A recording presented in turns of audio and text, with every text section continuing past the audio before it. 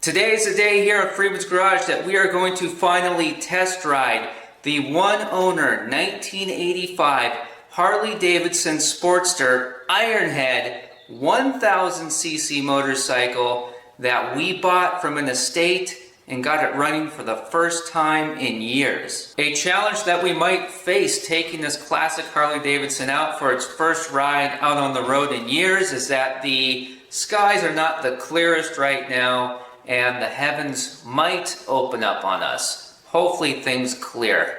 We'll see what happens. But the first thing we have to do is get to the hog. It's behind all this stuff. The bike's not pack ratted in here, but there's some vehicles outside the overhead door that are blocking egress. So real quickly, I'm just gonna scooch this stuff around so that we can get some room around the bike and look over some, do some safety stuff before we get on that thing and blast off down the highway at 70 miles an hour. Oh, and in just a minute, I'll get to show you the license plate that I put on the bike, and I think it's gonna be right up your shin bone alley.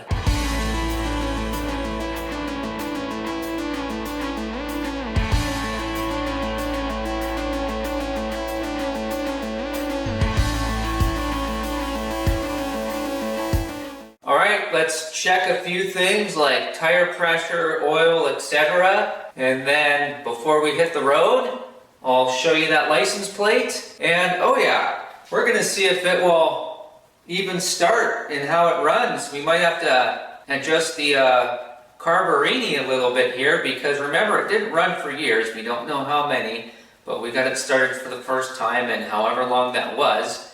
And that was the last time that it's ran when you saw it. So we're in this together. We're experiencing everything in real time together with this bike. And I hope it doesn't rain. And I don't know if you can see it on camera, but the bike is a little dusty. I know it hurts me, but I gotta get covers for all the bikes in here. So don't worry, this sweet baby, she's gonna be tucked under a nice cover very soon here. I spent a few minutes looking for an air chuck. Finally found one, which I have multiples. I don't know why that was difficult. Now I can't find the tire pressure gauge, which I have more than one, and I can't find a single one. And I think there's one in the toolbox, but now there's a bicycle, a floor press, and a four-wheeler blocking the drawers. Don't let anybody ever tell you that you need to get rid of things. You just need a bigger building. Just to keep things simple for this test ride, we're gonna run 36 in the front and 38 in the rear. I think that'll be just fine. Let's see what's in the front right now. And there's barely 20 in there. So we need to go way up. We'll look for the date code 2 on these tires in just a second. These are actual Harley Davidson Dunlops, which is cool. And we're almost to 36. There we go. That's 35, 36. This thing's not completely accurate anyways. It's not at NASA specifications. So we're going to call that good. And after we air up the rear tire and check the oil, things like that, please don't let me forget to show you that license plate. Also in a second here, I want to tell you something about the gas that we're going to put in the tank and run through this beast. And of course the valve stem ends up in the most inconvenient position. Well, this tire actually had quite a bit of air in it. It's got over 20 pounds. I must have put some in it when I was moving the bike or something, or when I went and picked it up. Overfilled it. Rookie mistake. There we go. That's 38. How do you know you're a classic Harley Davidson owner? You get oil all over your hands just putting air in the tires. Speaking of oil, it's time to check the oil, which is pretty much just as important as making sure you have air inside the tires. We don't want the tires to blow out on us, or we want to minimize that risk. And then with the engine oil, we don't want to run her low on oil and have her seize up on us. That would not be good. To check the oil, we need the bike sitting upright, like so. And then I'm going to pull the dipstick out of the oil tank. And I just want to see oil on the stick. That's really all I'm looking for. And there is oil on the stick, and it's going to drip on my clean, well, actually my floor's not clean. Well, there's oil on the stick. That's what we're looking for. I pulled it back up to show you that it is on the stick. Now this first line here, that's basically your ad mark. And then you see there's this other line up here closer to the cap. Now inside there, you know, that's your normal operating range for your oil. But it's a little bit confusing to the uneducated compared to a car. I'm not even going to try to explain how the oiling system on this engine works because there's a lot of people out there that know a lot more about it than I do. All I can really say, just to kind of clue you in a little bit, is that you have an oil tank right there, and when the bike's running and you're riding down the road, and when you shut the bike off, during those different phases of using the bike, the oil doesn't just stay in this oil tank. It leaves the oil tank and it comes over in here, does some lubrication duties over here. The reason I said we just want to see oil on the stick is because here's what would happen if we treated this like a car. We would pull this dipstick, whether the bike's leaning over on the stand or upright, that doesn't matter in this scenario here, this example. If we pull the dipstick and we go, oh man, it's below that first line. That must mean add, right? It still doesn't matter if the bike's leaning over on the kickstand or if it's sitting upright. If we go, oh, I don't want to blow my engine up, so I'm going to add oil until the oil level is between those two marks. I can't say this would happen every time, but most likely you have just overfilled your engine with oil and you're going to go run the thing down the road and it's going to warm up to operating temperature and you're going to start feeling hot oil on your leg because it's going to push that cap off and it's going to start coming out like a Hawaiian volcano. So we're going to go out on our test ride. We'll make it about 30 to 45 minutes of riding maybe, and we'll bring the bike back up at full operating temperature. And that is when we will set the bike upright, pull that cap and check the dipstick, and that'll tell us where our oil level is really at. We shouldn't have any overflowage issues on this test ride, but stay tuned because you never know what could happen. All right, gas, license plate, then we fire up this Harley Davidson Ironhead and we hit the bricks. We're gonna chew up some pavement. Oh, do we have insurance? Do we have insurance? Got the key right here. Oh, wait, hold on. I'm putting the cart before the horse here. You might be wondering why we're not changing the oil and filter before we test ride the bike. And I swear, it's not just because I'm cheap. It's because even though we don't know how old the oil is in here, it's clean, it's got viscosity, and there's nothing wrong with it. We're gonna change it anyways though. We will. But first, we're just going to test ride. We'll get this prepped. Ready to go. Oh boy. I can't wait until I've been riding this bike for months and I'm all used to it and got it all sorted out, because then I'd be able to just slide that key right on in. You know, instead of looking like a dork at the gas station. That guy doesn't even know how to put the key in his bike. You've got to be kidding me. Come look at this. These tires are 23 years old. 2-2, that's the 22nd week. And then 0-0, that's the year. The 22nd week of 2000. Remember that? In the year 2000.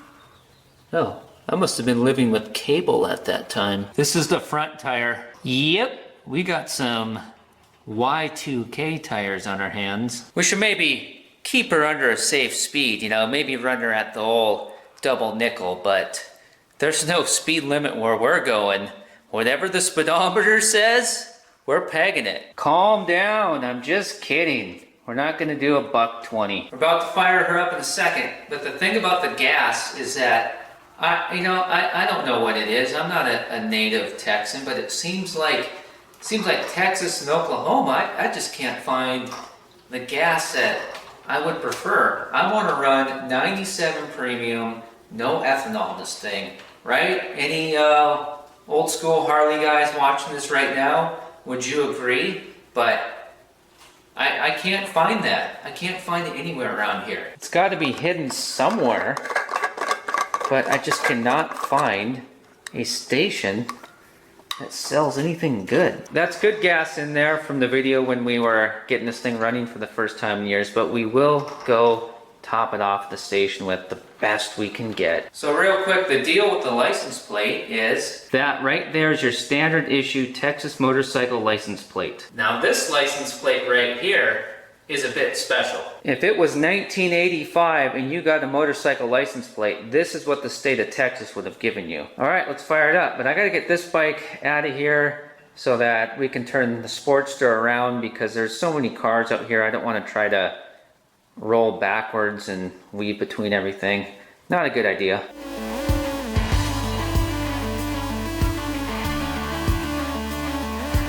Alright, I'm going to put on a better shirt. Alright, my dad blasted around in the 1980s on his Sportster wearing this exact shirt right here. And now it's my turn. Let's get on this Sportster and ride, son. First, let's see if it'll start. Yeah, let's do that first. Gas on, just a smidgen of choke. Alright, pretty much like any other motorcycle. Turn the key on all the way. We'll do our engine stop switch from off to run. Might as well give her a little juice squirtage in the carburetor. And we'll see how it runs when it's all warmed up. At first it's probably not going to idle, it's just going to want to keep dying. But when it's warmed up, it should be good to go. But this bike did come from elevation, so it might not even want to idle when warmed up.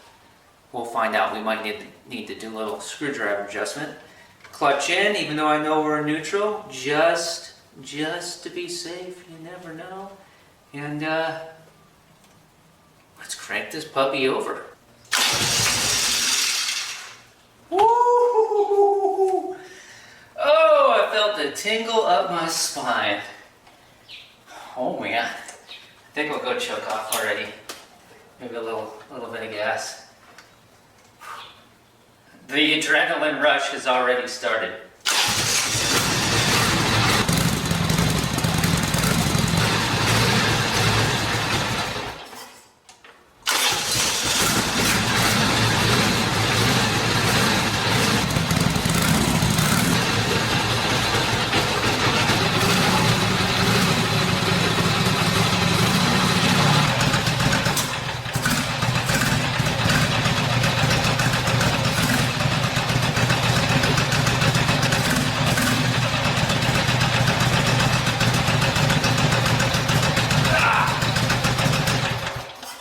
Gotta cut this hair off. Although I do like feeling like a rebel. She doesn't sound perfect, but I think we need to get her out on the road and get her all warmed up to operating temp. And then we'll see how she's feeling. We're not gonna be hard on her. We can't sit here all day in the garage and let it idle. It's air cooled, there's no radiator, so it'll overheat. So let's get some tools in the backpack and hit the road. We'll take it easy on her.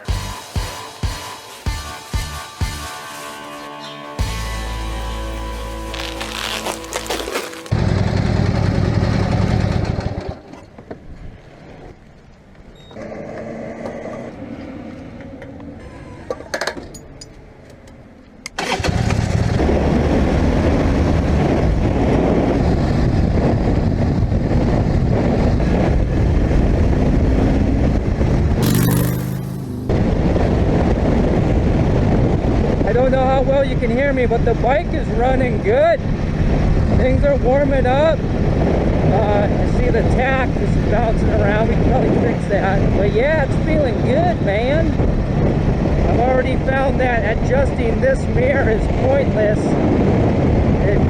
You know, it's a little bit of vibrations going on here.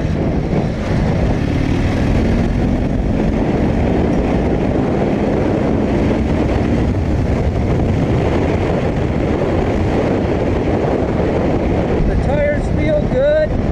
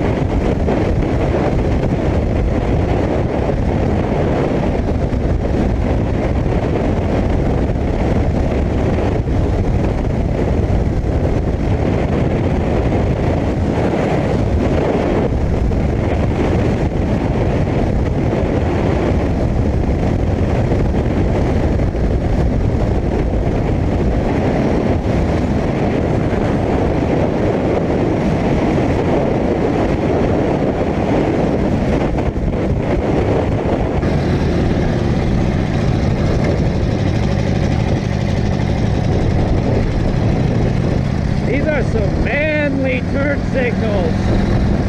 They're kind of seems more dangerous to try to use them than to not use them.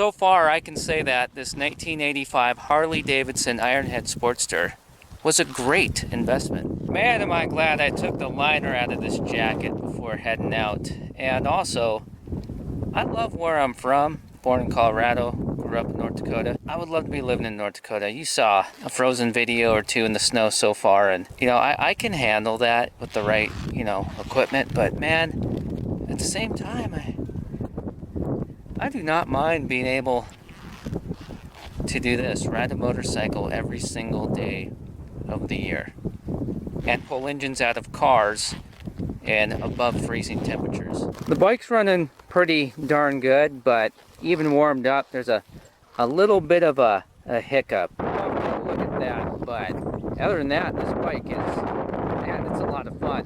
Let's hop back on and blast back to the garage and debrief.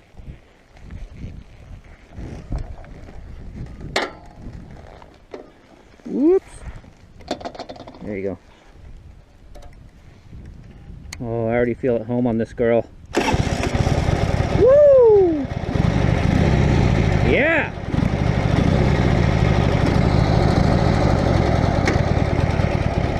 Here we go! If we don't wipe out in these rocks.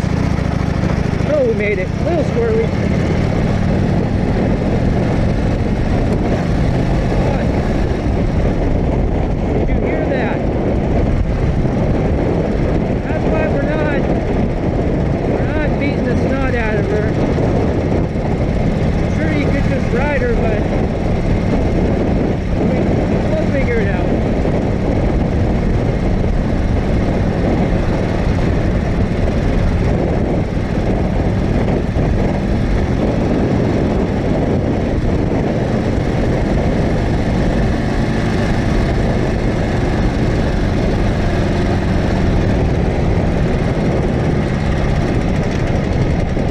This is a dangerous intersection.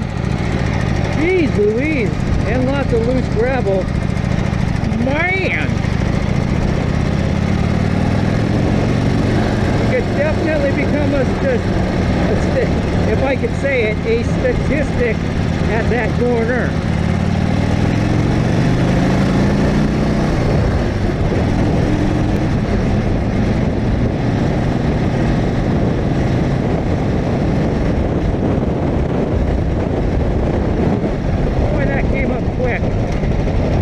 Careful.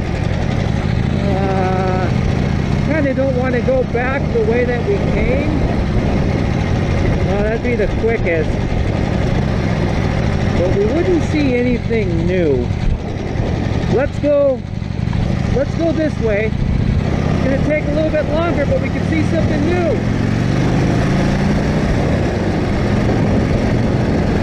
If we don't get lost, there it is.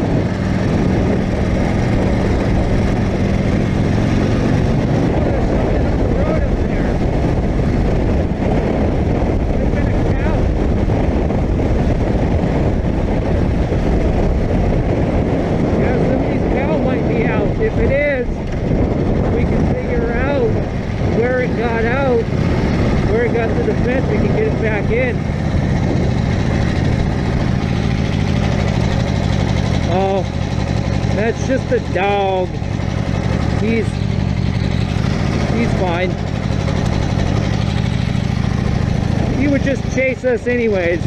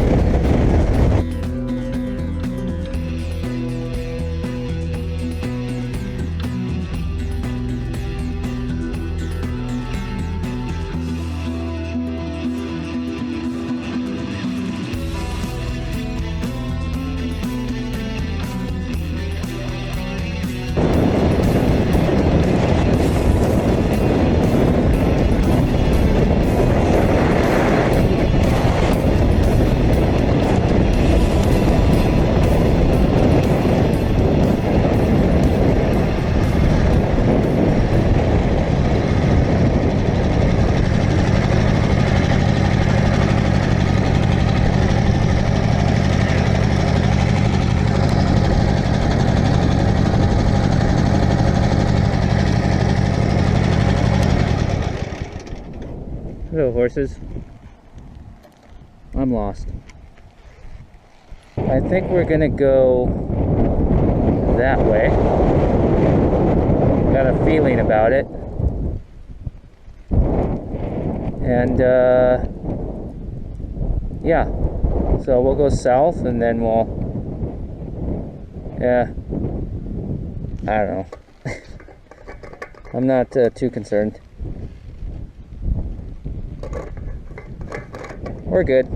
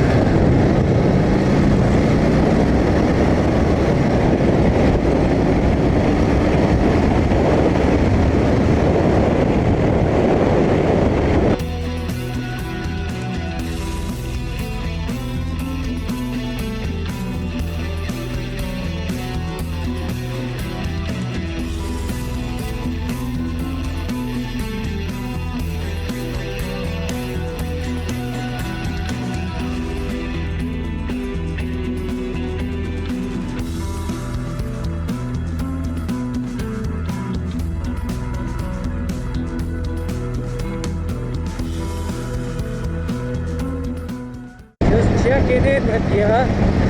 We are still lost, but are you ever really lost, or have you just not found where you're going yet? Anyways, I reckon if we keep going northeast, that eventually we will end up back at Freeman's garage again. And yeah, we'll have our debrief.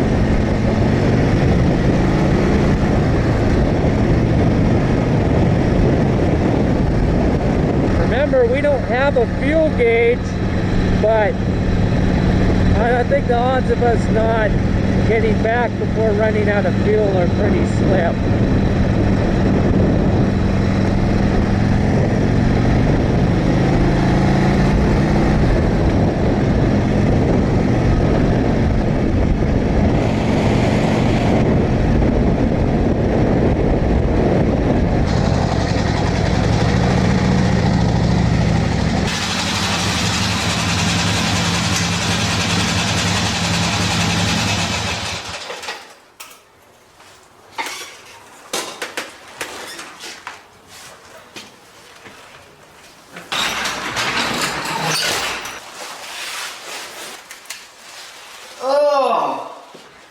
Oh man!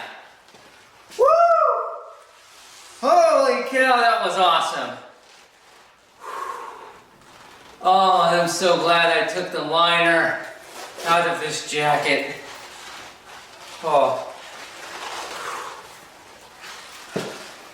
You gotta get yourself one of these. It's coming into the curves like, man, should I slow down? It looks pretty tight. I'm riding pretty hard, man. And then I was like, oh, that was a little scary. It's like the monkeys said, I'm a believer. I couldn't leave her if I tried. We're right in there. Right where we need to be. Good deal. Now I get to enjoy sitting here listening to the pipes tink and clink as they start to cool down. And I also get to send you to the next video to watch which is the video where we got this bike running for the first time in years. Like, comment, subscribe.